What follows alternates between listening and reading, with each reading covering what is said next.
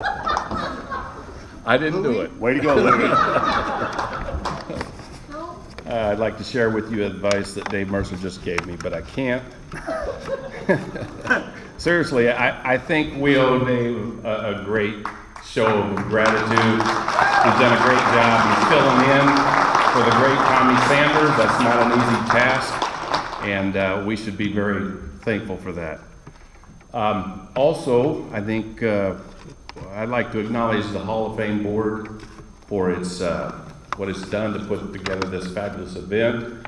I mean, this has been incredible. I've been to a few Hall of Fame banquets sitting out there, so I know what a difference this has made with Bass Pro Shop's involvement and the hard work that these people have done, because they're all volunteers, and this is no easy task, so thank you.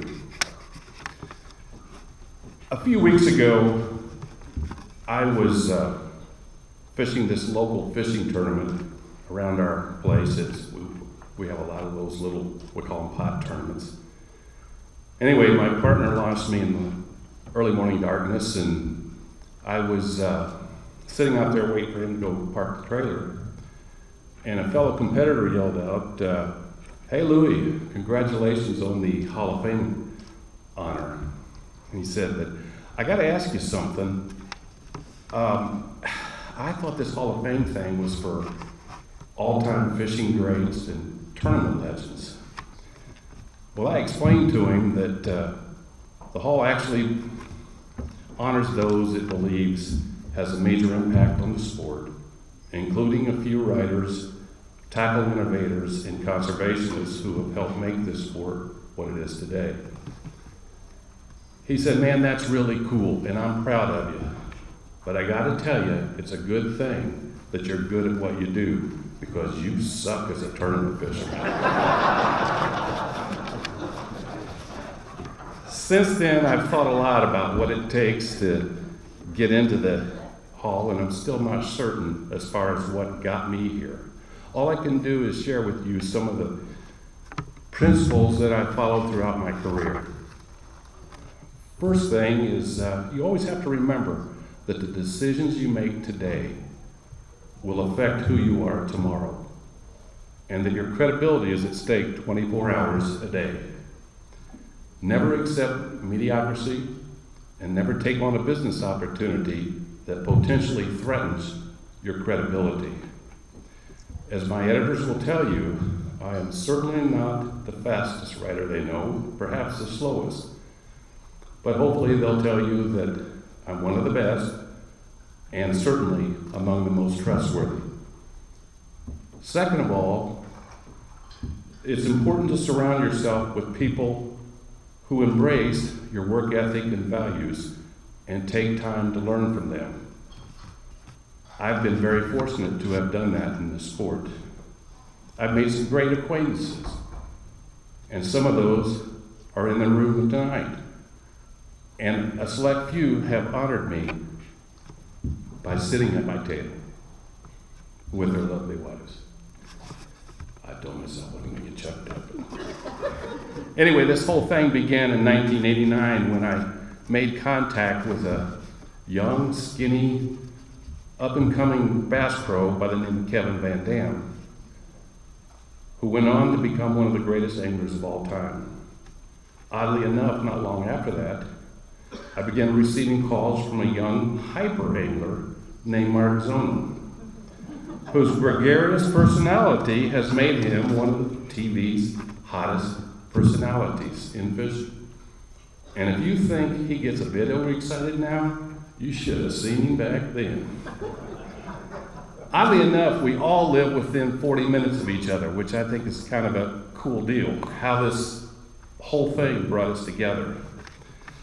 And the three of us were really green at this professional bass fishing thing.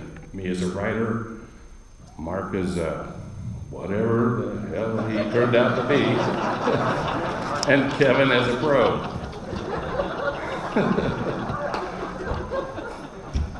But I gotta tell you, throughout our journey, we developed this friendship first thing that has only grown stronger for some 30 years.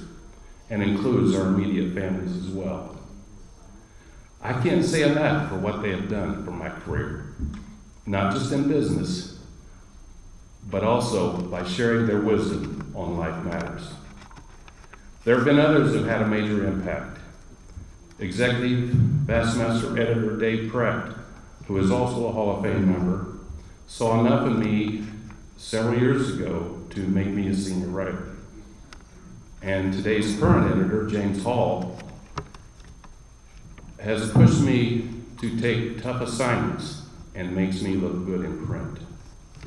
Denny Brower, another Hall of Famer, who not only worked with me regularly when I was little known in this business, but became a close family friend.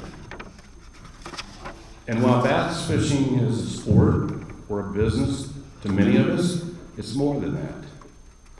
I don't care what you do professionally. If you spend enough time at this game, you'll quickly understand and discover that it's a family atmosphere because we all love what we do. And if you love what you're doing, it will love you back. Above all, another key to success is to stay grounded within your family and close friends.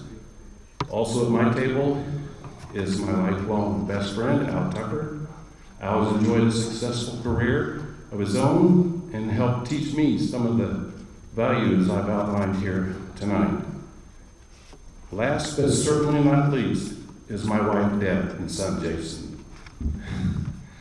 In 1986, I told Deb I wanted to quit a very good paying job to go become a full-time freelance writer.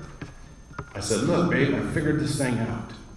If I can make $10,000, we won't lose a house and we'll probably be able to pay our bills. I was never a very good salesman. Obviously, and rightly so, it scared her. She reminded me that we're finally starting to get ahead and that our son Jason will be entering college soon. But after a few days, she came back to me and she said, if it makes you happy, go for it. Jason went to college, got a degree, and is in the midst of his own successful career. Deb and I will celebrate our 48th wedding anniversary this month. So in closing, yes, Deb, it has made me happy. And I want you to know that this honor tonight is as much about you as it is me. Thank you.